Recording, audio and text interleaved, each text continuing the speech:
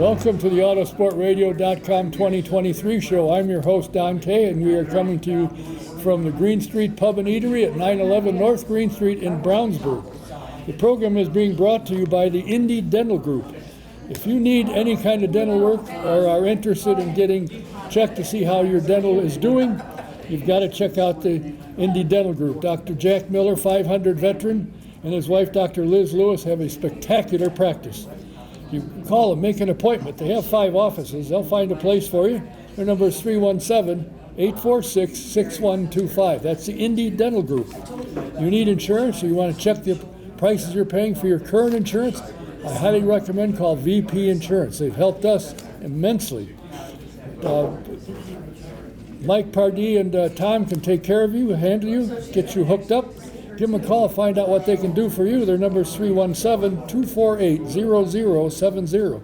They're located at 5004 West 16th Street, just about a mile or less from the Indianapolis Motor Speedway. SVRA, they have the Trans Am Series up and running almost better than ever. Great car count. They have the Indy vintage cars. They've got everything. They also have a F5 and F4 being run by Scott Goodyear. They're a spectacular organization. If you check their website, SVRA.com, and look at their schedule, if there's a race that you can get to in an hour or less, I highly recommend go see it. It's a phenomenal show. You'll love it. And I want to thank the sound as courtesy of Pierce Productions. He has worked tirelessly to make sure that people in-house can hear us, particularly Lisa and Mary. Very important.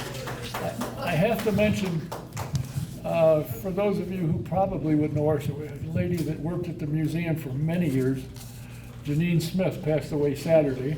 Her funeral and celebration of life was today. She was a super lady, very nice, had a big family, good gal. She and Sharon were fairly good friends, and sorry to hear that she passed. It was kind of an interesting day, but a sad day at the same time. So we wish the family nothing but the best, and hopefully her husband Kenny and their grandson Jeff will be here from time to time, and we'll see them. My first guest is a gentleman that I've had several times, but he seems to disappear because he only works 7 days a week, and I'm trying to figure out, get an 8th day so I can catch him every so often. He is a gentleman who ran a number of businesses that ended up getting listed as one of the top 100 in America to work for. He was always a car buff, and when SVRA became available and it was struggling a bit, he took it over, and if you know anything about the SVRA, it is booming. He has the Trans Am Series, and it's almost bigger than it ever was when it was a hot thing back in the 70s and 80s. He's got Scott Goodyear running a couple series for him. They're booming along, and I just heard that you have now 30-some employees. The place is on fire. Please welcome Mr. Tony Parella.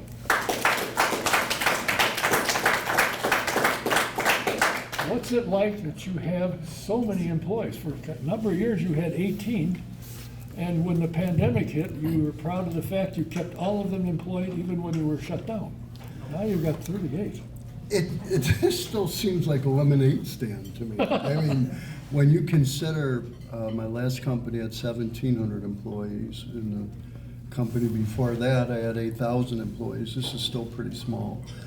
But it's this team, I'll tell you, I got a great group of people. The business has continued to grow against COVID and all the adversity that all of us had. Back a couple of years, we doubled down and added some series, and we were fortunate enough to keep everybody employed. And honestly, we're doing terrific. It feels good, and I got such a gracious team. But when you come to Indianapolis, this is always a special week for us. That place is Mecca to us. Now you run at most of the major racetracks around the country, COTA and Virginia, and Sebring and Watkins Glen. What do you bring here that's different? Now, I heard in our conversation when I called you to see if you would come here, you said, we've got a Corvair race, and I thought you said Corvette. You just reaffirmed I heard what you said, a Corvair race. How did that come about? Well, this one, we do a lot of what I call quirky race features throughout a weekend just to mix it up. This year at Indy, we have one race group of 21 cars that were raced before 1920. That is the largest pre-war group I've ever assembled, and they set up an authentic garage right next to the pagoda, and they put on an amazing show. And then we have, to your point, we have 19 Corvairs. You know, Ralph Nader made the Corvair very special, unsafe at any speed. So we got 19 of them racing in a feature group. One of my sponsors is Forge Line Wheels, and the father of that company, founder of that company, was a big Yanko Corvette guy back in the day, or Corvair guy back in the day. And he helped me assemble just an amazing show. And I've had this group at Mid-Ohio, and I've had it at Virginia. It's the first time bringing it to Indy. We're doing a 75th anniversary stock car to honor NASCAR. And we also have the 60th birthday party for Formula V's is at this race. So those are all special feature groups. Then we have a really good group of Formula B's that include Jeff Brabham's racing, and a Brabham, obviously. And then to top it off, we brought our Trans Am TA group, not the whole show, just the TA group. But that group has some local talent. Paul Menard's going to be racing in that race. Adam Andretti's in that race. We got two-time Chris Dyson, Amy Ruman, two-time champion. Saturday's feature should be pretty special. So we're rocking along. There's 270 something cars here this weekend. With all the improvements they've made at the Speedway, the paddock's just a lot neater, a lot more organized. They've added so much more paved area. I tell you, it's hard to believe how good a shape the Speedway's in after what they had here 2 weeks ago. With Memorial Weekend is not that long ago, and you look at it, it looks like nobody's been here yet. It's just immaculate. It's incredible what the Penske brand name and thinking does to a place. It's pristine. It looks really good. How have you managed to reinvigorate the Trans Am world? Because it went away pretty much, and all of a sudden, boom, you get a hold of it, and it just started growing. I think you got more cars now than they had originally, don't you? We're going through a heck of a growth spurt, but I don't think I should take credit for that. I think it's our team that we've assembled in Trans Am really is passionate about that group. We just came off of a race in Detroit where we were the undercard with IndyCar. We raced Saturday and Sunday at the Detroit Grand Prix. But I think what's happened, we stumbled on a recipe that you can buy a brand new TA2 car, which is a spec purpose-built race car in either a Camaro, a Challenger, or a Mustang body. You have spec engines, but you can buy one brand new from one of three builders for $125,000, which is not inexpensive, but yet for pro racing, ridiculously inexpensive. And we put together a national footprint in conjunction with SVRA, so we're racing at all the Tier 1 road circuits. And last year, and we built a West Coast group and a national group. So a few races a year, we put them together. To put it in perspective, last year at COTA, our year-ending race, we had 82 entries, and that set a record since Trans Am was born in 1966. So good team, cost-effective racing, best racetracks, and we've just signed a deal with a local company, MAV TV, which I'm sure everybody here knows about.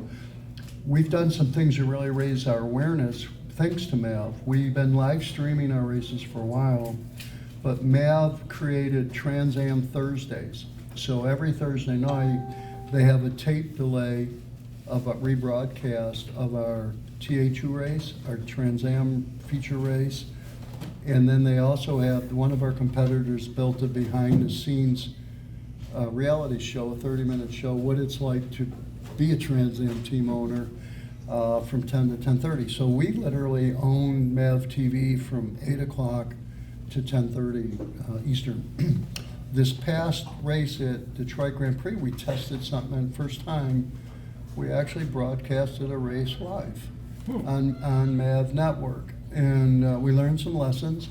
We're doing additional trial in Road America in a few weeks on the 4th of July weekend.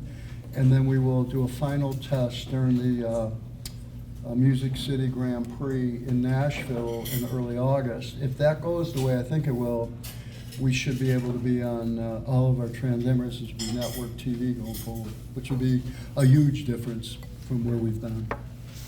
It seems to me, and coming from your business background, hugely successful at every step, when some series you hear about they're struggling with sponsorship, it seems to me that's the least of your problems.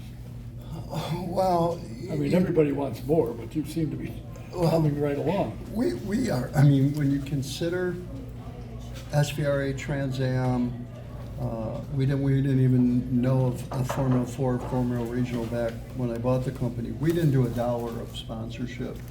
Today, almost half our revenue comes from sponsors as a company.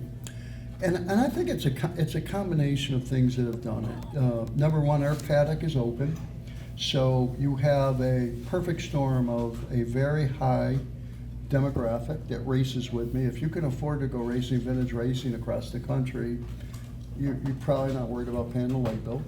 So that's attractive to luxury brand type companies. Then you take a look at, we'll do 6,000 race entries this year as a company. So if you sell helmets, tires, fuel, anything that's a race consumable, pretty easy to convince them that that's a good decision to sponsor us. But now what's changed since the advent of us streaming and our gates starting to really become meaningful, consumer brands are starting to come in. So we're attracting, Mission Foods, we're attracting Big Machine Vodka, we're starting, Avis Rent-A-Car, companies like that, because our gate and scale is actually becoming real. So it's been a journey over 10 years where it's kind of climbed up, but we're a work in progress. But I'm proud of the team and I'm proud of how far we've come. Well, I was speaking with your lovely better half, I might add. I can't argue that. And I said, what's life like living out of a suitcase? She said, oh my God. A suitcase? I got 4. Because when you pack to go, it's not for overnight, it's for a week, 2 weeks, sometimes 3 weeks. You don't go home, so who cuts the grass? We have somebody that does. Oh, got a little nervous for a minute. You had to fly. I got to go home, dear. I got to cut the grass. You would like that. When you started, did you dream, or was this what you had in mind? When you started and you got involved out in California with a series, and then SVRA became available because they were struggling and you bought it. Is this what you were aiming at, or are you surprised at where you are? Some I saw, some has evolved as the journey's gone on. My original business plan, this is a funny story. I had sold my last company, and I wasn't blessed with going the traditional route through undergrad, graduate school, get your mass. I got the lunch pail and went to work. But I found myself in my work career, I was surrounded by some incredibly smart people, tried to pay attention, and was exposed to taking 2 companies public, had a good background in business with a company I bought out of bankruptcy. So when I sold that last business to Aero Electronics, by the way, you guys know of Aero through IndyCar. I've heard of them. They bought my last company, and I was at a crossroads in my life. What's next? I had spent 30 years in telecommunications, and I knew that space well, but I kind of was burned out on selling telephones, network, fixing phones. I'd done everything you could do in the phone business. And no one ever called me and said, God, I love my phone, right? I was passionate about the people who worked with me, but I sure wasn't passionate about the products that we sold. It was just a means to the end. So when I left that company, I got the opportunity to get accepted into an executive MBA program at Harvard, which was what a gift from God. I didn't have an undergrad, but I had enough practical experience that they took a chance to put me in the program. And so part of that program, you presented your next business or next business concept or idea, and then this part of your process, this formal review would grill you, and they would give you a thumbs up or a thumbs down if you had a good plan. I presented two. The first one I presented was buying Harry and David, the fruit basket company out of Medford, Oregon. Now, I don't know if any of you are in the corporate world, you've probably ordered or done business. It's a 100-year-old company. At Christmas time, they make these fancy fruit baskets up, and they deliver for a special occasion. And that company was over $1 billion a year business, but they had gone bankrupt because the previous leadership had invested into real estate to go retail sales, hit the market at the wrong time, ran up a bunch of debt, had some surprises, and he crashed a 100-year-old company. And I knew with just some common sense and leveraging the bankruptcy process, you could turn that company around and do very well. And my second, so I presented that to the board at Harvard, and they said, that's a slam dunk, you got to do it. And then I presented buying SVRA. And SVRA at the time ran at 3 different race places. It took in very, very little money. I'm embarrassed to tell you how little this company was when I bought it. And it was burning cash at the rate that it was burning more than it was taking in. It was insolvent for all practical purposes. And they graded your thesis on 3 things: the macroeconomics of the space, the actual economics of the business itself, and how realistic your plan was. Well, they said I had to go do Harry and David, and they said I was a lunatic if I did SVRA. They gave me enough. And in some respect, I certainly understood why they said that, but my original plan was this. Here's the punchline. The original plan was build a national footprint for vintage racing, just like Wally Parks did for the NHRA, just like Bill France did for stock car racing. I saw an opportunity with all this regional vintage racing going around. Somebody organized it, made it national, and did it at the tier 1 tracks. You would get enough critical mass that race-related brands would flock to you and luxury brands would flock. If you invested the back end, someday consumer brands would come and people would buy tickets. That was my original plan, and I said in that plan, if it was up to me, I'd race at Indianapolis Motor Speedway and I would race at Circuit of the Americas. Nobody had ever put on a race here as amateur racers here. You know, this was IndyCar, NASCAR, at one point even Formula One, but MotoGP, but no weekend warriors like me got to go play on this place. So that was the plan. They said I was crazy. I left school and went to Watkins Glen, signed the papers, and bought this. I did make an investment in Harry and David, but I didn't want to sell pairs because I sold enough stuff that I didn't care about. I wasn't going to care about pairs. But here we are 10 years later, or 11 years later. Did I see Trans Am coming available when I wrote the business plan? No. And when I did see it, it was like, oh my God, that's a smart deal to put with this. Formula Regional, Formula 4, SCCA Pro, all have been opportunities that have presented themselves since that I didn't see originally, but coupled with what we built, make a lot of sense for sponsorship, for demographic, for filling out a weekend. Because what you got to remember, this company, even with all the success we've had with sponsorship, Chevrolet, Ford, no automotive manufacturer, Toyota, is propping up this company. This is all done with grassroots racers, day-to-day sponsors, and hard work, where if you look at Formula One, IndyCar, NASCAR, all have a huge presence with auto manufacturers. We don't have that luxury. We're doing it without them. And so the model has evolved, but it's been a labor of love. There's no question about that. Just the first 5 minutes that I first talked to you, first off, I think you thought I was nuts for what I'm doing. And I'm listening and I said, this guy loves cars. Now, I understand you have a collection of Corvettes, if I'm not mistaken. I did have. You did have. I see you don't get to drive them anymore, so you might as well not have them. It's funny.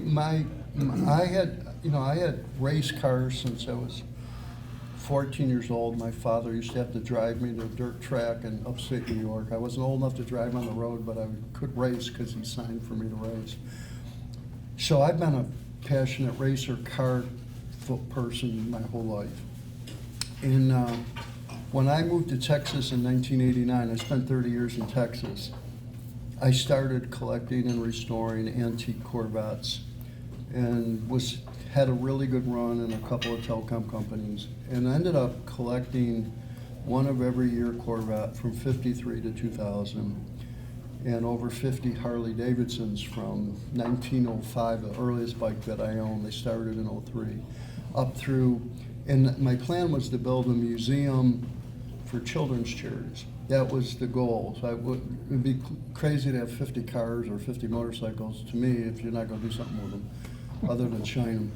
And so I amassed this pretty big collection. I had bought 50 acres of land right next to Dallas Airport, and I signed a deal with Radisson Suites Hotel and Marriott Hotel to each lease 10-acre parcels to build 250-room hotel properties on this 50 acres. That would leave me 30 acres to build the museum. The lease money that they paid me for build their hotels would fund the museum, so we would have no operating cost, and I could, once I built it, we could give every dollar away to children's charity. That was my concept. And I had plans approved, bought the land, 2 hotel deals done, and 9/11 happened. And both hotel deals pulled out within 2 weeks of 9/11. They said, we don't know if we're ever gonna go back to build. You know, the world was shook up, obviously, after 9/11. And here I got all these cars and all these motorcycles and this land, and I just said, this isn't meant to be. So I sold the land, and I kept half the cars. I sold a lot of them then, and then when I decided to come up here and get started with SVRA, I knew I wasn't going to do both. I wanted to put my full focus on this, and I sold the rest of the cars. So today, I have one Corvette, collector Corvette. So, but it's nice. Oh. You ever get home to polish it? No, it sits in the garage under a cover. Unfortunately, what's the sense? Well, yeah, but you know, while the Corvette's downstairs, if and when you're home, you have Kim. It's true. It's better than a Corvette. I agree. Except if you step out of line, she can yap at you. Your car will say nothing. You know, it just impresses me with what you have accomplished, and I find it amusing that you spent so many years in the communications and telephone business and know everything about it upside down, inside out, and backwards, and nobody ever called you and said, boy, I love your phone. I love your service. If I had one in your phone, you know, I remember seeing a guy, I was in construction at the time, I think, and we were in a bar. This guy came in with this big bag. I'm thinking, what the hell, has he got a purse? And he starts making a phone call. I said, you've got to be kidding. This is going to go nowhere. What a genius I am. But, you know, it's amazing. And the other thing I find amusing, people walking down the street running into signs, not looking at, they're looking at their damn phone. And did you make what is now smartphones and flip phones? Did you make, was that part of what you did? Oh yeah, I was the one who did the networks for all those phones.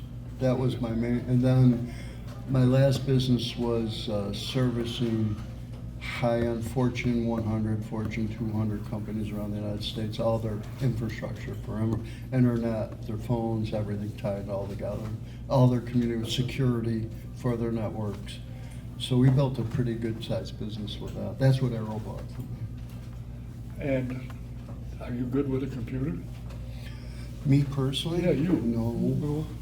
That's Kim's job. Well, I can understand that. I know how to turn mine on and off. I'm pretty good at that. I can send an email. Well, so can I if I can type it right.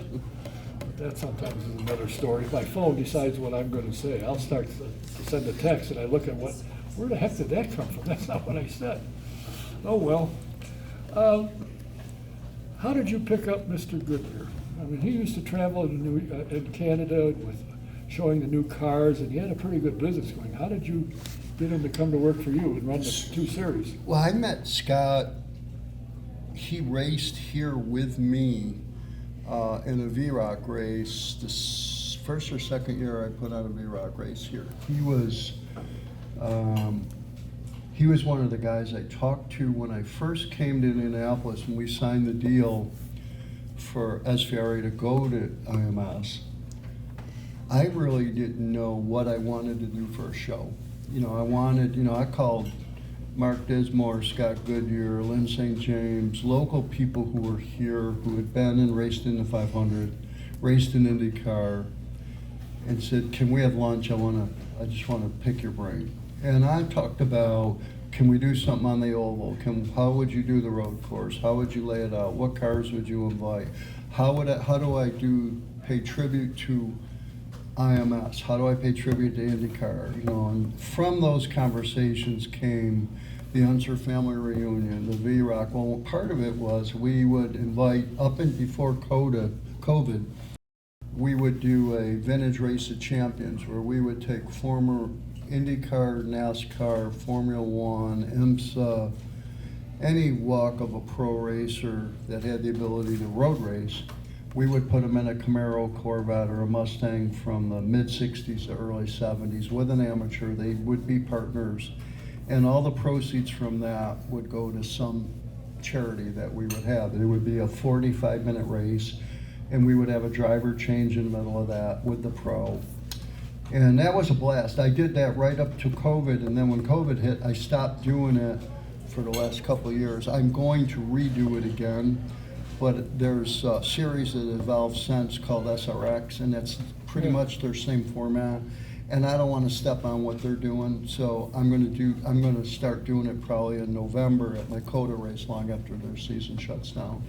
But anyways, Scott Goodyear, that was my first introduction to him, and I was so taken aback by his attention to detail for safety.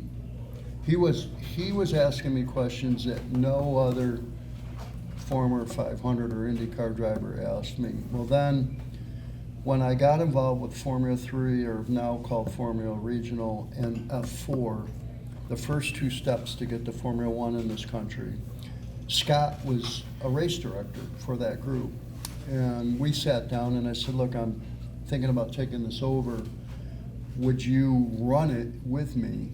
Because I don't know of anybody who will be better to teach these 15, 16-year-old kids, to keep them in one piece, keep things in perspective, and learn from you. And he has been just a godsend. He's the most level-headed, smart guy, safe, and he's just a great teacher to these kids. And so we've become, in a sense, we've become a ladder system with my Trans Am group. 10 of the starting Daytona 500 drivers this year, 10 of 40 raced in Trans Am in the last 3 years, which is pretty remarkable when you think about it. 25% of the starting field at the Cup level raced with me in the last 3 years. And then we also have had a number of success stories for kids coming out of Formula 4, Formula Regional, either going to Indy, well now Indy Next, I still want to call it Indy Lights. Yeah, so do I. Or going to F3 in Europe, or going to Super Formula in Japan. Kyle Kirkwood is a former champion of FR, and he won his first IndyCar race this year. So, Ernie Francis Jr. is in Indy Next. He came out of there in Trans Am. He ran what, 7 or 8 championships with you? Yeah, in Trans Am, he won TA2 and TA championships. He was amazing. And we put him in an FR car, and he ran one season with us, and then he got picked up to go to Indy Next. So it's great. He's starting to make some headway. Yeah, I think he's got the right engineer together with him now. I think the combination, he's got talent, and I'd love to see him get to IndyCar or NASCAR. He's such a gracious young man who deserves a shot. Well, 270 some teams, and all of the people they bring along. And racing we're practicing. Are you running on the oval? We are only letting one group, the pre-1920 group, go on the oval. I won't. The first couple of years I did it, and it's too stressful. they're not. It's a different experience on the oval than it is on the road course. Are you trying to say that the competitors in the car get competitive from time to time? They got crazy, and I don't need that kind of stress. Well, just having to repair cars was a stress for somebody. Well, that's too bad, but, you know, it seems to me, and I follow where you go and what's going on, and I have noticed that your attendance is picking up. And I keep saying, and have said since we won, go on SVRA.com, look at the schedule. And if there's a race within an hour or 2 hours, go. Because you run everything. If you like racing, there's got to be 1 or 2 series you say, wow, that was fun. And you get to mingle, you can meet the drivers, you can meet the car owners, you can meet everybody there is. Everything's open. And you get, you know, the paddock is open. Even this weekend, you know, if you're a NASCAR fan, you've probably heard of Front Row Joe Nemechek, right? Oh, he was yeah. forever probably the most famous qualifying racer in NASCAR. He always seemed to qualify in the front row, and the race time wouldn't go so swimmingly. He's racing in our stock car group. He's racing with me a lot. As I mentioned earlier, Jeff Brabham, and you know, he's a former IndyCar driver, Formula One driver, or you name it. Matty Brabham's racing in Trans Am this weekend. He's wicked fast. So we got Paul Menard, a former NASCAR Cup level. Next weekend at Mid Ohio, Boris Sed's going to be racing with his son. Even Doug Bowles and Connor Bowles. Connor Bowles is in a Formula V. That's Doug's youngest son, who's in Purdue. And Doug is going to be, I fixed him up, he's going to be in a NASCAR stock car. So, well, if Beth doesn't shoot me beforehand for putting him in a car, I think we'll be in good shape. It amazes me what you've accomplished. But if you look back at your career, failure was never on your list. It was, I'll make it work, and the people that work for you loved it. And to have been rated as one of the top companies to work for a number of times, I think like 5, 6, 7 times with different companies, says a lot about how you go, how you treat your team. And do you listen if someone comes and says, hey, Tony, I got an idea, we're doing this. Do you listen to them? You tell them, I got the idea, you just go make it happen. God, yes. You know, the fundamental of my belief system as a CEO or a leader or manager, whatever you want to call me, stems from when I was raised as a kid. The mantra that I heard from my family, my father in particular, was if you take care of the company will take care of you. He worked for a power company for 42 years. He was so passionate about the company he worked for. I get out to the workforce or the work world as a coming up through the ranks guy, and that is not what I saw in business. And far off in business in this country today, CEOs are making their quarterly number or Wall Street's expectations. If they get a little tight, well, let's just lay off some of the workforce. And yet they'll put their company name on a sports facility and spend millions of dollars, but yet they got to cut heads. I couldn't rationalize some of the things I saw in the work world, and I swore if I ever had the chance, I would try to live by the principles, if you take care of the company, it'll take care of you. And there are times, I don't care what company or one employee, you could have the greatest workforce in America.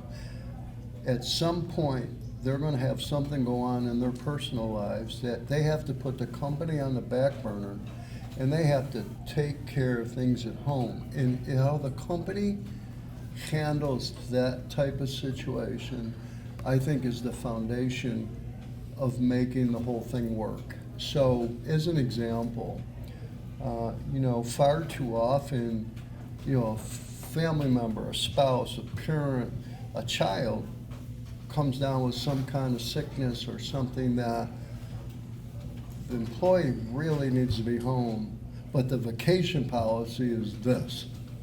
We don't we have a policy, but you know where that book is? I don't even know what we got for a policy book. You just do what's right. And sometimes that means the company does better. Sometimes that means the employees do better. But, you know, we just went through COVID. And as a company, we were supposed to run 20 races in 2020, and we ended up running 8. We were supposed to have a gate at 20 races, and we had a gate at 3. And so needless to say, our income was less than half that year than we thought we would have when we went into the year. But we cut down any unnecessary spending, but we didn't lay a single employee off. And I think my employees got their check, whether we were racing or not, and I think they really appreciated that. So when we do have to have somebody stay late because the guy was trailering in here tonight, we were supposed to close at 6, but he got to registration late, I can pick up the phone. If he calls me or my team, they'll stay late, they'll get that guy parked. And those little things change the way the customer looks at you, the employee looks at you, and that ecosystem, everybody's being taken care of, it works. If you short one of those groups, the customer, the employees, or the company, the rest, you know, which ultimately is your investors if you have investors, that's the ecosystem that has to coexist. And if one of them is getting shorted, everybody pays the price in the end. Well, I look forward to going out, and I hope a lot of you will take the time to go out and watch them run. It's a well-organized event, and I think it's, to my, when I've looked at who else does anything close to what you do, there's nobody that does close. They may run one series, but they don't have an event where you got 7, 8, 9 different races and different groups of cars. And obviously your staff can handle it, take care of it, and when you go to check in, you see this smiling face. And she will be seeing my smiling face tomorrow. And she said, "Really? Yeah, I'll stop by." So it seems like you've got a great program lined up. If there's something for everybody, and everything there is for everybody. If you're a race fan, this is a place to be, to see. You get cars from the 20s, and you get a group of them. That's amazing. Yeah, when you see this pre-war group, it's incredible. There's even one guy, Corky Coker. I always mess that up. It's not easy. It's a tongue twister. Corky Coker of Coker Tire has built an exact replica of the very first winner, the Mormon Wasp at the 500. It's there. It's going to be on track. And I'm telling you, they must have made 8 million trips to the museum to copy that build. It is exact. But we're not going to take out the real one. We're going to take out the really good clone. But the rest of the cars are authentic cars that have raced, and one of them raced in the very first Indy 500. It's a 1911 National that was in the first 500. That will be here racing on track as well. Brian Blaine owns that. It's a cool car. Well, you've heard the man. If you like racing, this is the place to be. The Speedway is the place to be. It's always a place to be, if you ask me. And you will find, if you haven't been there for whatever reason, when you walk in, you're going to go, holy Toledo. A place like Tony said, you walk in and you think 2 weeks ago they had the 500 and 340,000 people there. And it looked like nobody's been there for a year. It's tidy, the grass is cut, it's clean, it's all painted. It's pristine. Phenomenal. It's funny to, I've been coming here now, this is, I guess, year 9. We didn't come during COVID, but to see what's happened, Roger, Doug, Mark Miles, that whole crew, but even like I've gotten to know those guys through being an undercard at Detroit and Nashville with Trans Am.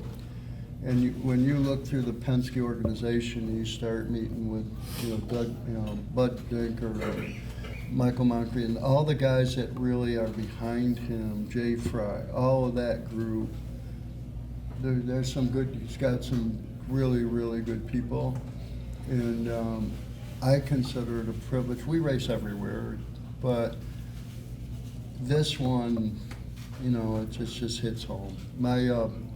I'll close with, you know, when we did the relationships that have come from coming here, you know, I became literally an amazing close friendship with Al Unser Sr. When he was my co-driver in the Vintage Race of Champions, it came together. We were in the Pagoda watching the 500 the year before, and I had met Al when we did the Unser family reunion, and him and Susan and Uncle Bobby and Lisa and that whole crew. And so while we were watching the 500, Big Al made a comment, I think I could still qualify for the race. And he was like 77. And I'm not going to tell him he's wrong. And so being the wise guy that I am, I said, well, if you think you're still fast, you know, I can get you set up in my race weekend, and you can race junior. I'll give you a hot rod. You can kick his butt. I didn't say butt. I said something a little more colorful, but I want to keep this cool. And so I piqued his interest, and then Susan perked up, because you don't get Al to come to a race unless Susan signs on the dotted line and bosses it. So, long story short, we put together where Al's going to come in, and I'm going to, and I said, he goes, well, what car will I get? And I go, Al, any damn car you want. You're Al Unser. And he said, don't you have a car? I said, yes, I do. I have a Corvette. He said, well, good. You and I will race together. I go, no. I don't race at my races. And he said, well, if you want me to come, you're going to be my co-driver, or I'm not coming. Okay, I guess I'm racing. So I brought him in a day early, and you have to picture this. This is where life throws you a curveball. I'm in an Avis rent-a-car, and to my right is Al Unser Sr., in the back seat is Junior, and next to him is Uncle Bobby. Now, what the hell am I doing behind the wheel, number one, showing the Unsers, who only go around in circle at Indianapolis, the line and the marks to hit on the road course? And what was hilarious is I took them around, they never said a word, then I switched seats with Al Sr., and Uncle Bobby and Little Al start immediately busting his chops that he doesn't know what he's doing, he's off the mark. And we forged such an amazing friendship to race at Indianapolis with Al Unser. It was surreal. And when he passed away, Susan called me and she goes, Al and I spoke before he passed. He really would like it if you would do his eulogy.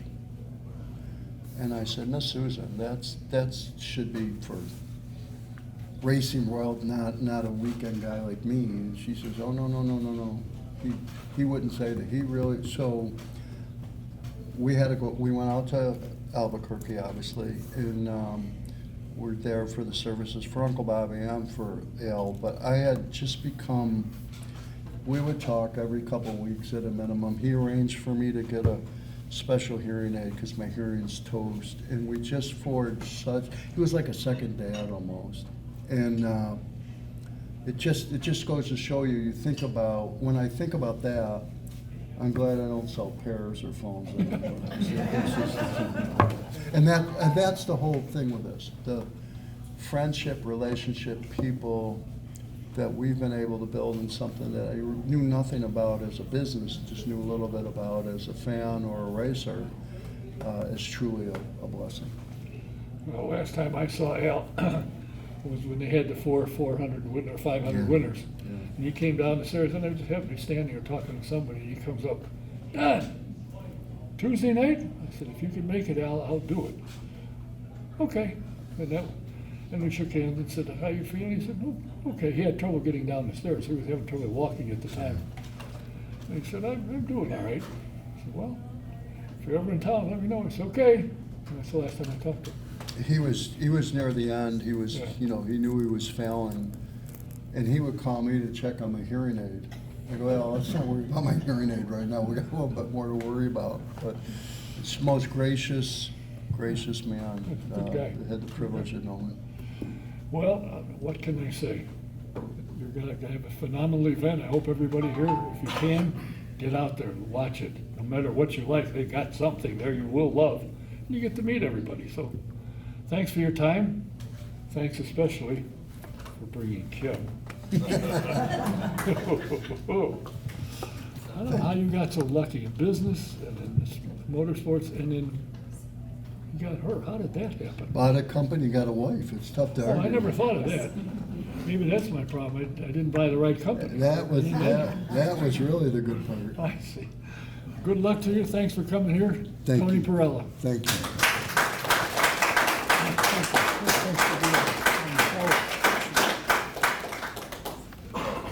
I have a guest now who will make both of us look kind of sickly.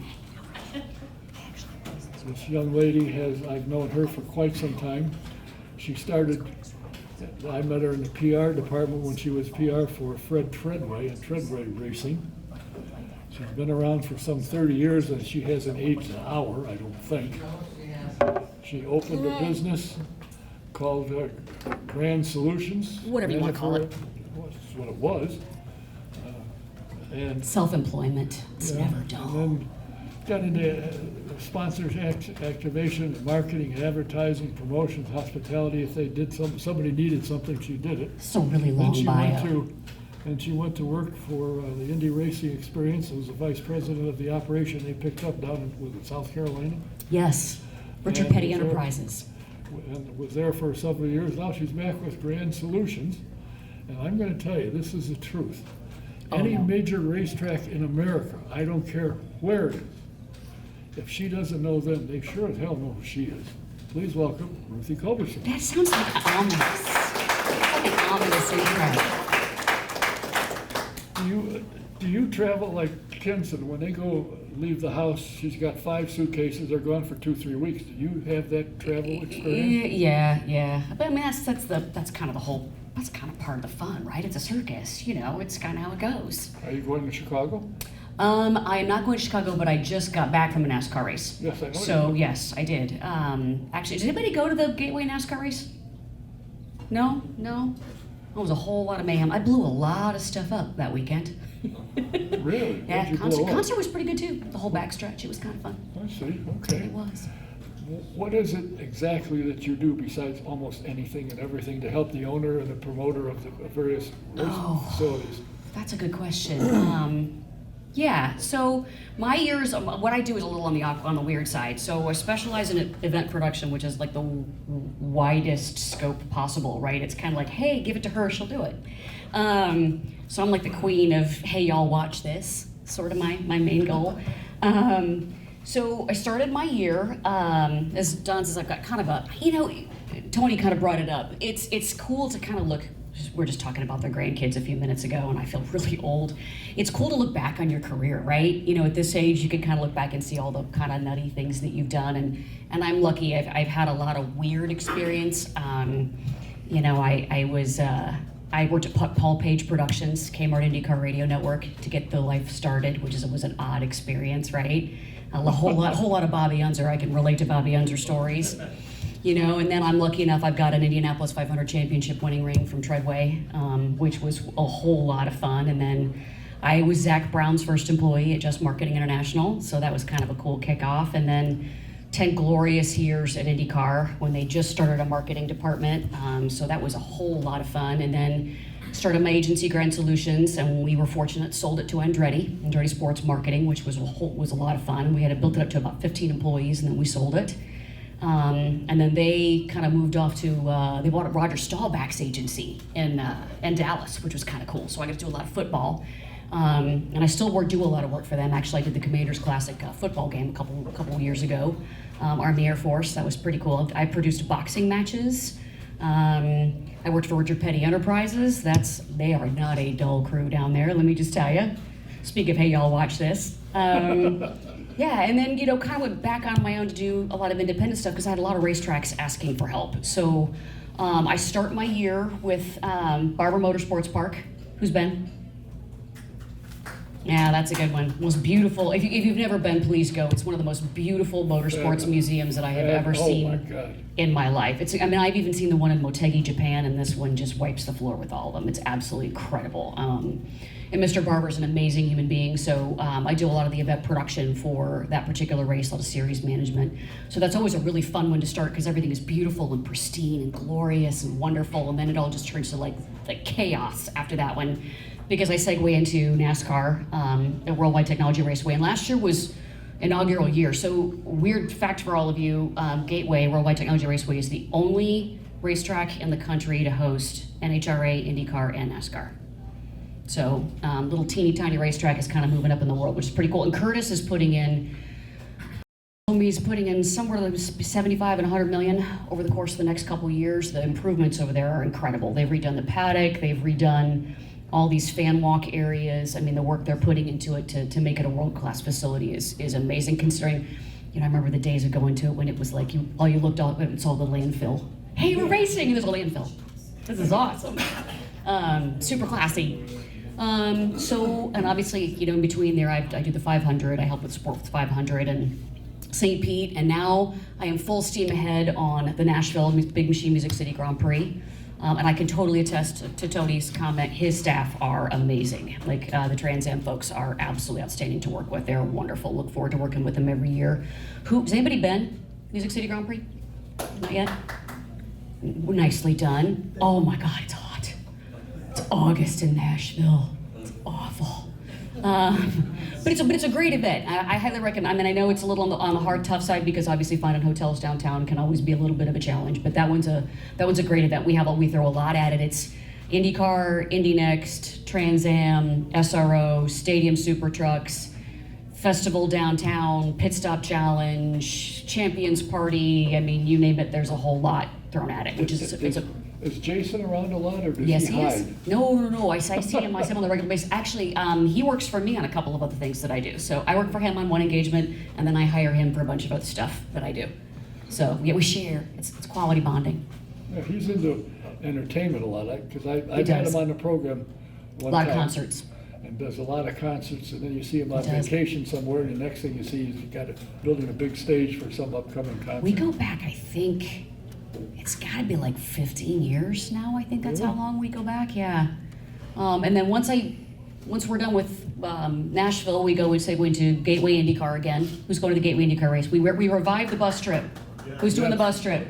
You on the bus trip? Yes, I am. Outstanding. And the bus trip this year, we made the bus portion of it independent from the ticket. So if you already have tickets and you just want a bus ride, you can just buy the bus independent. Usually it used to be contingent, you had to buy the whole package. Now if you already have tickets, you can just pop on the bus. And we always have that one trouble bus. There's the one, everybody else just on the way home is passed out, it's peaceful, it's snoring, and then I always get the phone call from that one employee saying, okay, this is the bus, that's the problem. And all you hear in the background is everybody going, woo! Yeah, it's the drunk bus. So just make sure which bus you pick, you are not on the drunk bus. Or make sure you are in the drunk bus. I'm just saying. That's. I am on the drunk bus. Yeah, I support that 100%. And he doesn't drink. I support that 100%. Much, I said. And then let's see, what am I? Then I'm doing Red Bull Formula One. I do all of their experiential activation in the United States. So we do these wild little things called show runs, where we close down a street in a city for about 4 or 5 hours, and I turn Daniel Ricciardo loose in a Formula One car to do all kinds of mayhem and mischief, which is kind of fun. It's usually the shows are about 3 hours. We're going to do Nashville in October. We're going to close down Broadway and let him do donuts his way all the way up and down until I get in trouble and probably arrested from the city. And then we're going to do probably Chicago around the United Center, I think, in September, probably. Again, turn him loose, let him do a few laps around the United Center and cause some mayhem. And those are always free to the public, so those are really fun to go do. Red Bull always make sure they're open to the public, and they incorporate Red Bull Air Force, and I usually have skydivers, and then anything they've got on wheels, 2 or 4, we usually throw them into the mix and see how much damage we can do to a city street that I have to make up for afterwards. Are you trying to promote more F1 races in America? Is that the idea? Obviously, what Red Bull's trying to do is they're trying to target markets that they have a really high distribution rate for product, right? Nashville, bars. Everybody goes out to the bars, you want to do, Red Bull and vodka, right? So that's kind of their target, is bringing the product to, so it's not necessarily about, as much Red Bull exposure, Formula One exposure. It's they have a great asset in that program, and the fact that they can use Daniel, and Daniel is so personable. If you haven't ever experienced the guy in public, he's just preciousness. You want to put him in your pocket and carry him around. He's adorable. And so they want to try to tap into these markets again, like Chicago. It's pushing more product. And it's also rewarding the city for being loyal customers, and they can push all their regional products is what they typically do. So we did one in Dallas last year, and that was solely targeted for the Hispanic market. And we actually brought in Checo Perez. So we had, in the course of 4 or 5 hours, we had around 40,000 people in attendance for one event. Wow. And if I heard ole, ole, ole, ole one more time, I was going to die. Oh my word, these were very happy people. When I think about when I first met you as a young girl, and still are, I might add, I thought, I feel like I should leave a check for you somewhere for saying that. Just next time I call you a year from now, I'll say, sure, I'll show up. Of course I will. If you have time. You let me drink while I do this, which, Certainly. hey, that's a bonus. Well, the only trouble with this is we're on a higher chair. If you fall off, you might hurt yourself. Well, I do my best work over a margarita anyway. All right, that's good. What got you into the public relations and marketing business to start with? Oh, God, I don't say no to anything, which in really? hindsight's a little on the silly side. So my degree, of all the strange things, was in radio production, broadcast production. So when I interviewed, I was getting ready to graduate from college, and when I went to interview, and I'm from Indianapolis, it's so weird. So when I went to interview, I interviewed this lovely company, this very nice person, and it was a radio network, and it was a traveling radio network, and it was sports. And I took the job, and I came home with my parents, and I said, okay, I've got this job, and it's this thing called the Kmart IndyCar Radio Network, and I met this lovely guy. I'm working with this guy named Paul Page. And I lived here. My parents were like, you've never even been to the 500. And I was like, well, how hard can it be? Right? So first week on the job happened to be the 500, and poor Paul's wife, poor Sally, she'd gotten sick. So she did some driver interviews done, and I'll never live this down. So she sent me out with a recorder and said, okay, pick 4 or 5 interviews and ask them questions, and then we'll feed them into the broadcast later. And so first driver, I'm like, okay, so why do the cars have like wingy things? Oh my God, such a bad moment. I think my second one was like, why do you wear like the fire suity things? I don't even remember what my third one was like. Why do you want to go fast? Well, interview number 1 was Mario. Interview number 2 was Emerson, and interview number 3 was Ari. So I don't think I've ever lived any of those moments down to this day. But what was cool about it was, after I segued out of that, it was a case of I had somebody just you're at the track, you see a lot of people, you meet a lot of people, and somebody said, hey, how do you feel about doing public relations? I said, I know I'm gonna have a journalist minor, but okay, I'll figure it out. So, you jump in, you kind of figure it out, and that was with Treadway, and Treadway was kind of hospitality and a little bit of operations and a little bit of marketing and a little bit of PR. Kind of back in the days when you did everything, right? It was IRL. You just kind of jumped in and did everything, right? I mean, I could do decals, but I really kind of sucked at it. They were always like a little hair off, a little wonky. I did love getting fitted for seats for show cars, because they pour the mix in and it gets super warm on your butt. And then you'll want to just fall asleep and take a nap. That was pretty cool. So yeah, I'm not kidding you. I volunteered for everything. And then from there, I went to work for this kid named Zach Brown, and he was younger than me. He was 24, and he was working with an ad agency, and he was doing some support for some other drivers. And he said, let's start an agency. And I was the first employee. That awful rainbow, like yellow logo, totally my fault. I don't know what I was drinking at the time.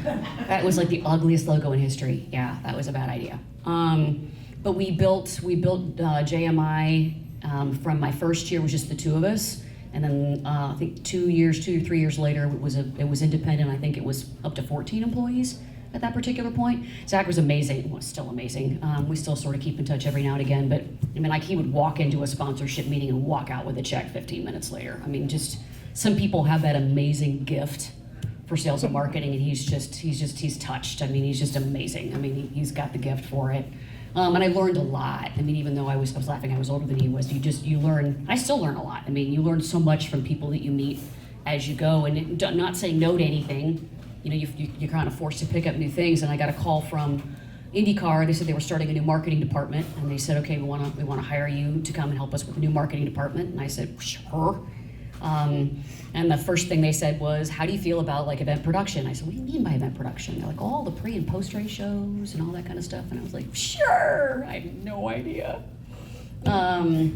So, you know, and that's how my whole life has been. I don't say no to anything. You can, if you put your head and your heart into it, you'll figure it out and make something of it.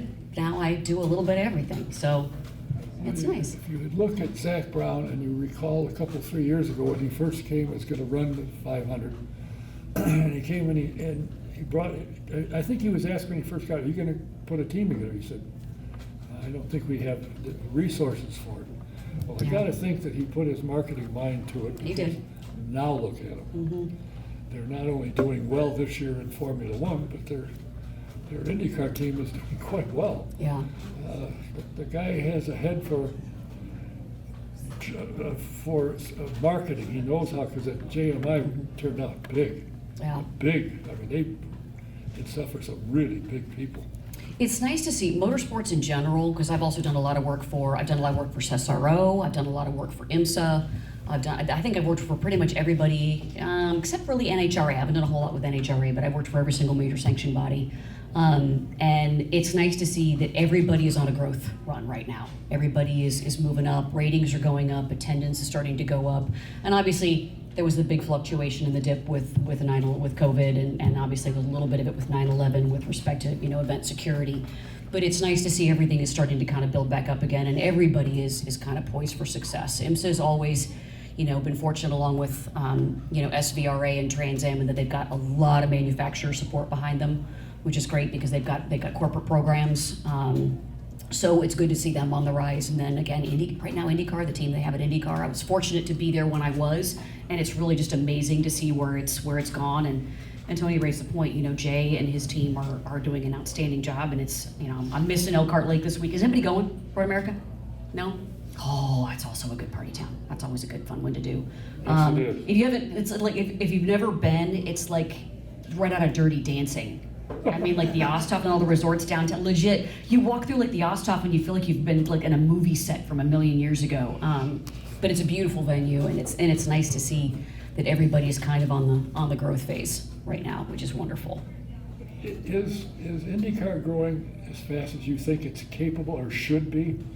Oh, nothing is ever growing as fast as you think they should be, right? I mean, I don't know. you know, we all wish we were growing faster, but you know, a lot of it is a product of, I hate to say that, it's discretionary dollar right now. I mean, we all know, I love to say that, you know, it's a sport, right? But it's also just fan entertainment. So, you know, you look at, you know, everything in each particular market and where you go and what people can spend their dollars on. And you also look at inflation, right? I mean, taking your kids to the movies these days is a chunk. So it's, do you take your family afford the movies, or do you buy tickets to go see, you know, the Music City Grand Prix? So it's always a struggle for discretionary dollars, and now all these cities are super saturated with things to do because everybody's into getting out, experiential, you know, seeing things, touching things, petting things. So, you know, events are growing as a whole, yes, because that's in demand now, but then you also get curbed by every time, you know, you look at inflation or a recession, you know, ticket prices are never cheap. I mean, the 500 is incredible because they've been able to set their ticket prices and forget it for so many years. We are all so spoiled by that. And that's just an amazing value that Roger has taken over from Tony. And it was interesting, I was at the Hall of Fame induction on Friday when they inducted Cindric and Tony. And it was, you know, just amazing to see all the people that were there to support Tony from years past. We were laughing, we were like, it's like the reunion tour. We all should have stood up and gotten like a concert photo. But it was amazing to see everybody that, you know, and to look at all their faces and realize that the ticket prices were no different when they were working there as they are now. So they're fortunate to be able to have that kind of value and be able to do that. But it's, you know, we all want to grow faster. I mean, that's a given. Well, I talked to somebody, I think today, yes, and he said, I'm going to the BC 39 for the first time. I'm going to go there. I said, really? He said, yeah, I bought 2 tickets. He said, boy. I said, what do you mean, boy? 2 tickets for the race, $192. Yeah, He said it's more expensive than the 500. yeah. Is that for the weekend? No, that's just for Saturday night. I wonder what the thing is for all 4 days. I'm afraid to look. Then the sad part is, being on the backside of the world and, behind the scenes at a promoter, I see where all the dollars are going. So you see what it costs to put things on, and so all these people come to you and say, why are the ticket prices so expensive? And you kind of have to, apologize, and then in the back of your head going, if you saw our spreadsheet, you'd get it. But yeah, but you always want to try to create the best value you possibly can. And there's, a lot of promoters eat a lot of corners, to try to offer up deals, like especially, Worldwide Technology Raceway, they're incredible at that. I mean, the bus trip that they're doing, they're making pittance off of it just because they want a great experience for people from Indianapolis to come over and see the one final oval of the season, right?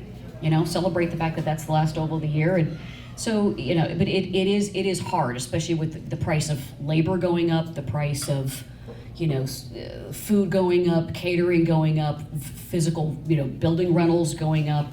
I always laugh that street circuits are always rough because you never make your money back until you're in year 4. That's just, because by the time you get block and fencing constructed, the average, and this is a ballpark, this is by no means 100% accurate, but if you're talking about building a street circuit, you're looking at 15 million initial investment that you eventually have to wean your way off of. If you're looking at a permanent road course, you're looking at 8. Oval kind of goes down to between 3 and 5 million, depending on what kind of oval you're running and who you're with, and whether or not you're owned by NASCAR. You've got some economies of scale, but so when you look at those types of numbers just to operate an event, that kind of tells you what your ticket prices are dictated to be, and it's tough, especially labor. If I've been to 4 or 5 different racetrack business conferences this year, and the number one problem that every racetrack is facing in America this year is labor. Hiring people, getting staffing, you can't find staffing. Nobody wants to work anymore. Nobody wants to work weekends. Nobody wants to work nights. So everybody's really having a struggle with trying to find employees. And classic example, Nashville last year, security staffing, just to have local security to kind of man. It's a big street circuit, right? You have to have hundreds and hundreds and hundreds of security staff. Every single day we had a 20% attrition. 20% of people just didn't show up for work. So then you figure we have to figure out on the scramble every single morning how we reallocate employees and personnel to make up for it. So, and that's just some of the little things you get behind the scenes that, none of you see, which is good. We don't want you to, but, it's the market. And it's not just racing, it's every sport right now is encountering that. Same thing with sanctioned bodies. I know a lot of sanctioned bodies are kind of a revolving door with personnel because a lot of people just don't want to work the hours. And the gentleman sitting over here in the Burgundy shirt is a regional manager for the Holiday Inn at 71st Street, among others that he has, and they've got a problem with getting people. I'm right next door. I feel your pain. Yeah, they've hard. had trouble getting help. The service industry in general, especially catering. Barber. What people don't realize is the Barber race is not put on by Mr. Barber. It's actually put on by a promotional group called Zoom Motorsports, which is Eventive Sports. They mostly do golf. So they actually have to rent the facility from Mr. Barber. They're great partners. So it's a wonderful thing. They rent the facility from Mr. Barber, but at heart, they're a catering company. And you laugh, but every other day the catering manager quits. The people walk out. It's just the service industry as a whole right now. I'm sure you could stand up here and preach the same thing. It's a struggle. Everybody's having a lot of issues with staffing, and again, it's, COVID really changed the face of employment significantly. And I was one of them, and I was in the event industry, and I had to stay home for 3 months. I lost my mind. I vacuumed like every 30 minutes. I had nothing else to do. I think I'll vacuum again. I was stir crazy. I about lost my mind, and I was only down for 3 months. It was insane. I think the cat was looking at me like, "Do something, get her out of the house."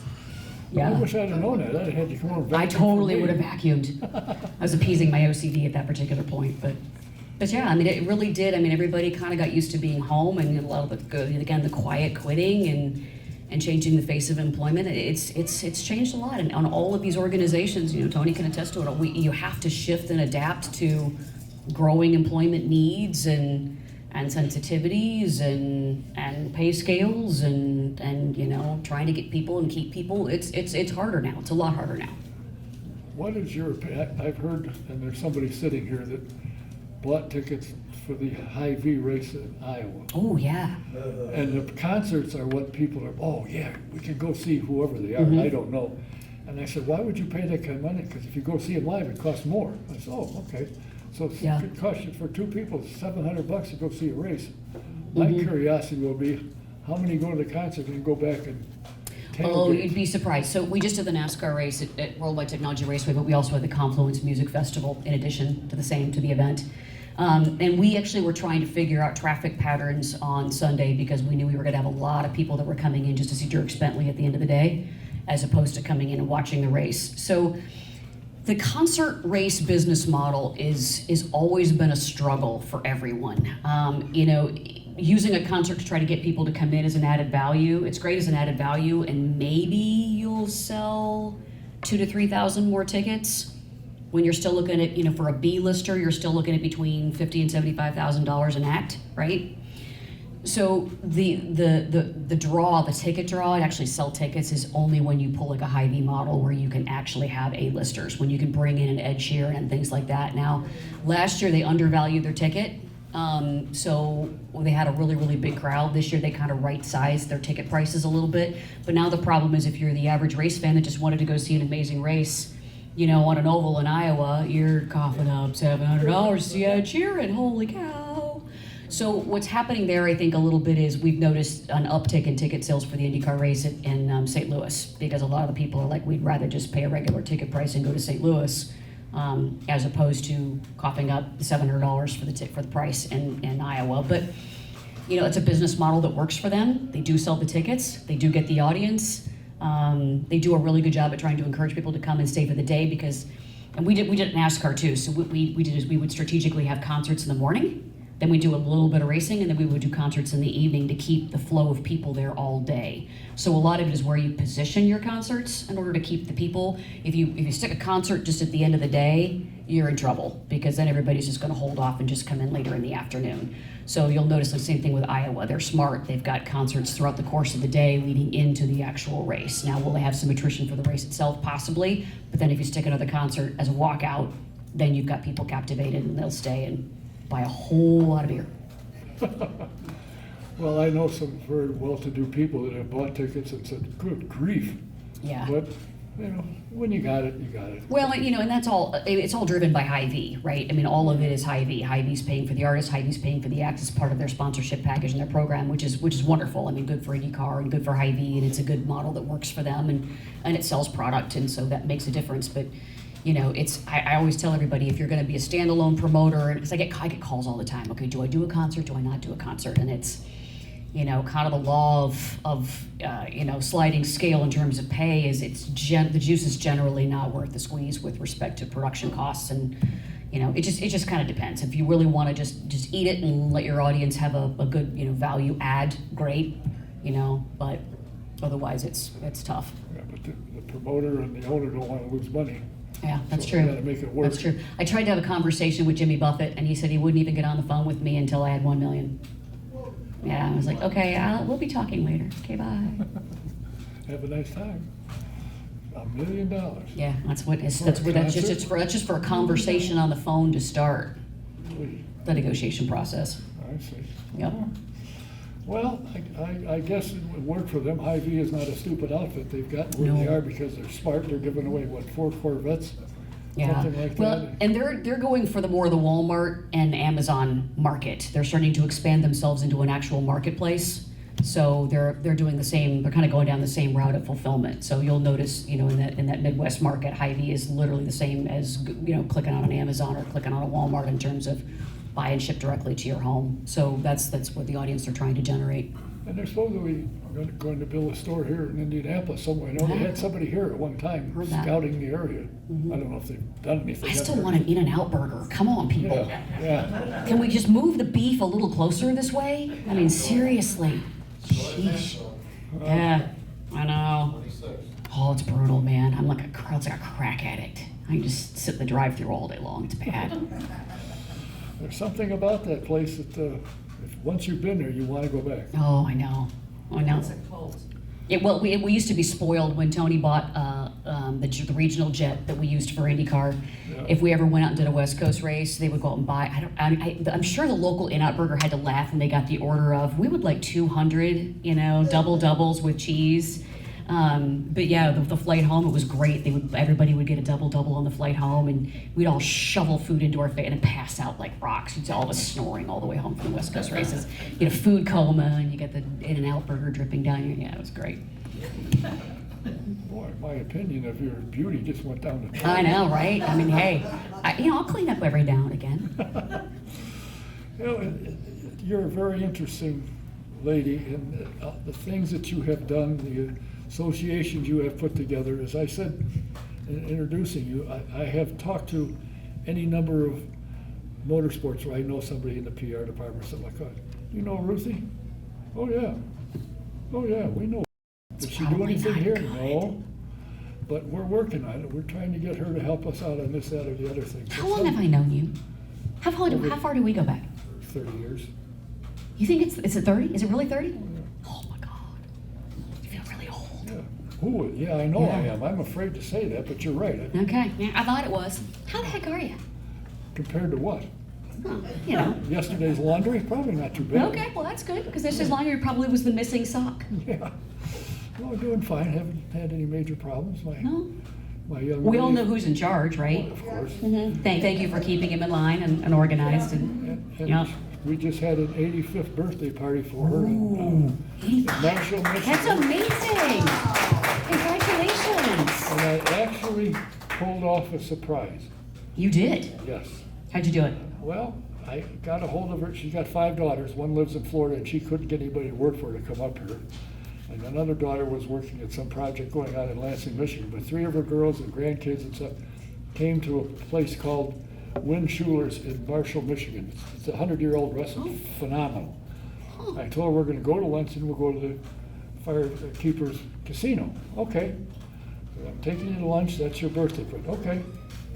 We get there, and I stopped to go toity several times so I could text to make sure they were there before we got there. Smart move.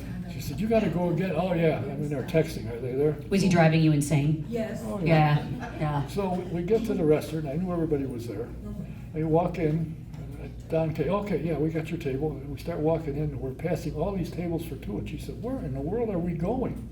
"Oh, we got a special table for you." Okay, so we walk around, come around the corner, and she sees all her kids there. Aww. All right, here's to you, darling. You young, teeny creature, you. I'll drink to that.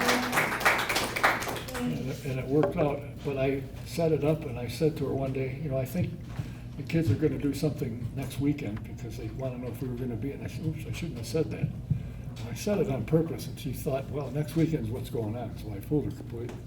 Worked out. Good on you. Well, anyway, it was fun. So, listen, I can't tell you how much I appreciate you coming. You're a very interesting young lady.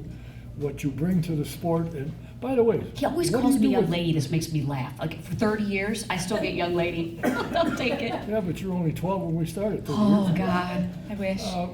What do you do with boxing? I'm a boxing fan. Ooh, boxing is cool. I will tell you this right now. Like female boxers Oh boy. do not meet one in a dark alley. These girls from the Air Force, holy cow! I mean, they were like, we're talking tickets to the gun show. These girls were amazing. They were like more fierce than the men. Boxing is really cool to produce. It's interesting trying to like talk about what's regulation for mat size, ring size for what I would call college versus pro. I get to learn all of that. You get to learn what types of mats you have to use. You got to talk about where the refs have to be, where the camera operators can be. And then you got to talk through how the rounds are judged and graded and run. And then you kind of talk through, in our particular case, where the green rooms were going to be. Did they have enough heat to keep the kids, warmed up? It was fascinating, and then the rounds were amazing. I mean, it was one of the coolest events I think I've ever produced. And my boxing announcer was really weird. Oh really? Yeah, they're strange dudes. To be able to call a boxing, I mean, it's literally they're like Vegas used car salesman, right? In order to call, I mean, watch a boxing match next time. I mean, you'll see it. And what's cool is when I worked for IndyCar, I got a chance to meet Michael Buffer. we actually had him come and do a pre-race for us. And he did the whole let's get ready to rumble, and he called all IndyCar pre-race for me, and he was very, very cool man. And when you talk to him, he's literally like, very soft-spoken, very lovely man. And you put a microphone in front of his face, and he's like, yeah, you were just, okay. But that's interesting, and then the cheesier they are, like the more expensive they are. I had no idea. It's just this bizarre trying to hire and manage talent for boxing matches. But Army and Air Force, they were amazing to work for. As you can imagine, they were militant. So everything had to be kind of run a certain way, but we did the boxing tournament the night before we did the Commanders Classic, which is the Army Air Force game. And I was in charge of all of the pre-game movement, which again, militant, and it's marching bands and flybys and people rappelling out of helicopters to deliver the game ball, and General Milley, and that was actually the coolest thing I've done. I actually got to meet General Milley. Very, very, very lovely man, super nice, and has anybody been coined? Ever been coined military? Military always coins you, and it's in there. They keep it in their. It's special if you get coined. They have them in their pockets and they keep them in their hands. And when I met General Milley, I did the whole pre-race. I still call it pre-race. It's a game, right? I kept doing that to everybody, drive everybody nuts. Okay, pre-race show, and they're like, it's a game. I'm like, okay, never mind. But he coined me, and it was a very cool experience. His detail was really neat. Yeah, I actually I'm laughing over the years. I booked so many flybys, and I've had so many military organizations throughout all of my history of IndyCar. I started counting coins the other day. You know who coins people is Jay Fry. Jay Fry's got coins Yes, too, I've got one. which is really cool. So, and there's a bunch of other promoters that have started doing that too. So, I need to start getting the coin rack out and put it on the wall and start putting those up. But it used to be the fly boys do patches on their suits. They pull the fly patches off their suits and they'll patch it. I used to get asked to go up and do the flyovers, but the jet boys, they just want to make you barf. So you just don't go. If you ever get invited, just don't go, because their whole goal in life is to see if they can get you to throw up in the helmet, and it's just not pretty. So just say no. They will not go up and fly with you. Now my question about boxing, are you still doing it, or was it a one or two event? No, I still, if called upon, I will do it again. LST Marketing, and they're based in Dallas now, they do a lot of football, so they'll bring me in whenever they have something football related. I also last year I did a Red Bull Flutog. What? Have you ever seen a Flutog before? What's that? And we did a river rapids. So there is an Olympic river rapids facility in Oklahoma City. And the technology is amazing. There are these big, huge concrete channels, and they look like milk crates. They stack all these milk crates in weird configurations and lock them into the channels, and then they have this massive, 6-pump system that dumps water into this channel as fast as possible, and it creates rapids. And then you have to construct a craft, and you have all these, descriptions of how big the craft can be, and then you have to do a whole skit about the craft and the theme. One of them was toilet. Literally, it was a whole bunch of GI doctors that constructed a floating toilet. And they literally came out and did a whole song and dance routine about things that should be unnamed, and then threw themselves into the toilet, and then you have to launch yourself down a ramp in the toilet, and then down the raft. It was really cool. The winners actually built a whole Rock'em Sock'em Robots boxing ring. And that's what they won on. But you have to have a whole theme, and it takes 6 months. You have 6 months to build your craft, and then they brought on all kinds of celebrity judges, and you had to, and I was surprised at the number of crafts that did not make it. We only had 2 out of, I think, 35 rafts that actually made it intact to the bottom of the run. But it was rough. And what they do in the I didn't know they use it for emergency water training. So while we're setting up all the camera crews and getting ready for everything, there's all these police and fire and safety out there, throwing people into the water and doing emergency rapid water rescue training and programming, which is pretty neat. But if you ever go to Oklahoma City, there is and you can tube it. You can rent tubes, and you can tube your way through it, and I threw myself in at the end of it. It was 1,000 degrees, and I was bored, and I was like, I'm getting a tube, and I'm gonna experience this for myself. I thought I drowned twice. It was great. Highly recommend it. Yeah, it was pretty cool. Tony, I got something new for you. Yeah, Flutog, you can do this. It's great. Yeah, the interest was amazing. But so yeah, I don't say no to anything. So you name it, I'll try it. You said no to going up in the jet. I did. Well, I don't want to barf, and you don't want to barf in your helmet because you can't get out of it. You have to live with it the rest of the time you're flying because it's right there. Well, then eat a chocolate malt or something, it won't stink. Ew. Yeah, no, it's not, All I right, know. never mind. Yeah. Well, it's true you don't say no to much of anything, because I invited you and you said yes. I did, I totally did. My funny Al Senior story is, speaking of not saying no to anything, so at one point, IndyCars, and this is true for all racing series now, insurance is one thing, right? So if you want to have parade cars at the beginning of a race, you need to have insured people to drive them. So in the case of IndyCar, you have to go through driver training programming, and then you actually have to go through the driver physical and be on the IndyCar policy to be able to drive the parade cars that are the ones that go out with the two-seater that you see at the beginning of the race and then pull off. So of course they're like, okay, you're going to be in charge of the program. Okay, it's great. So I have two driver coaches. I have JR and I have Al Senior, and I go out with both of them.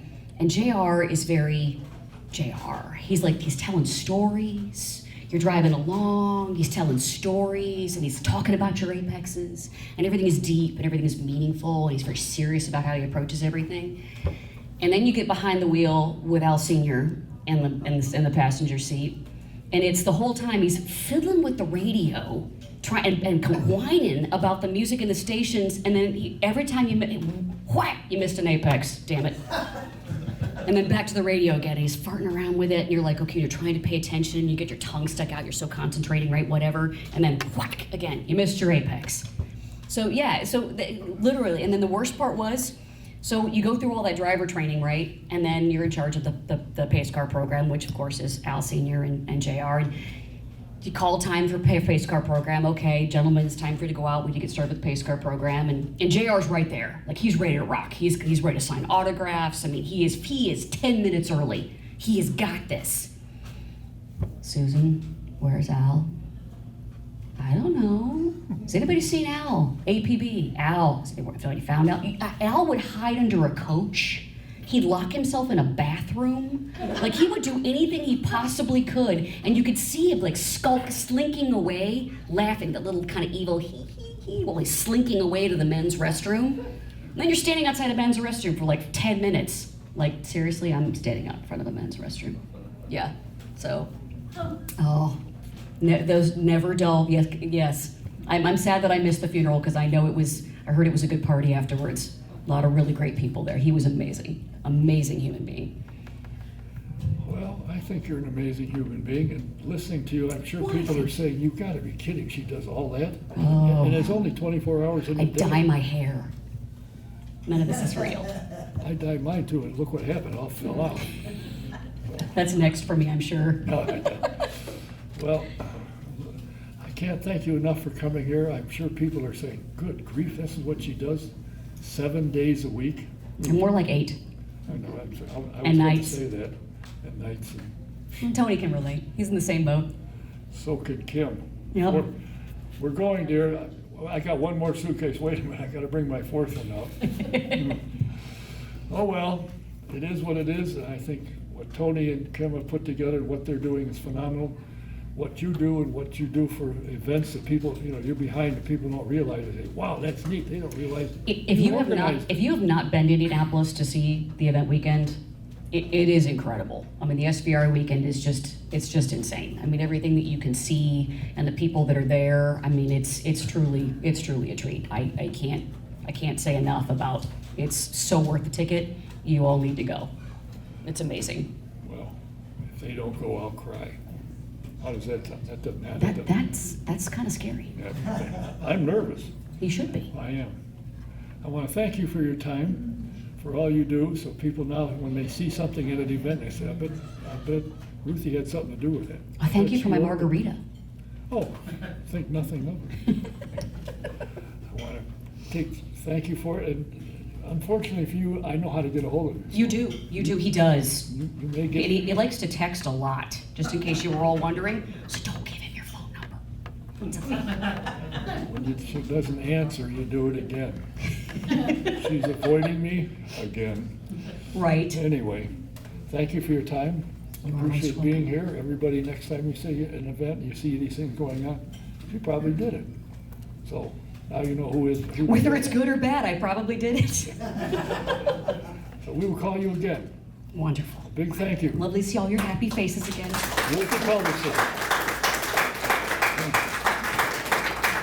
Our next scheduled program will be the 29th of this month.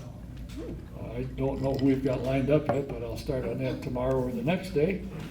And then we've got a couple of dates set up in July, but I'll tell you about that as we go along. In fact, I know what they are.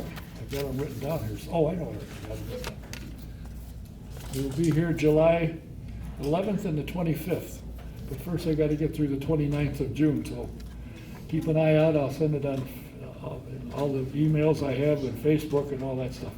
So until next time, I want to thank everyone for stopping out. I want to thank Tony and Kim for being here, Ruthie, of course, and all of you for being here. Until the next time, Don Kay said good night. We'll see you again.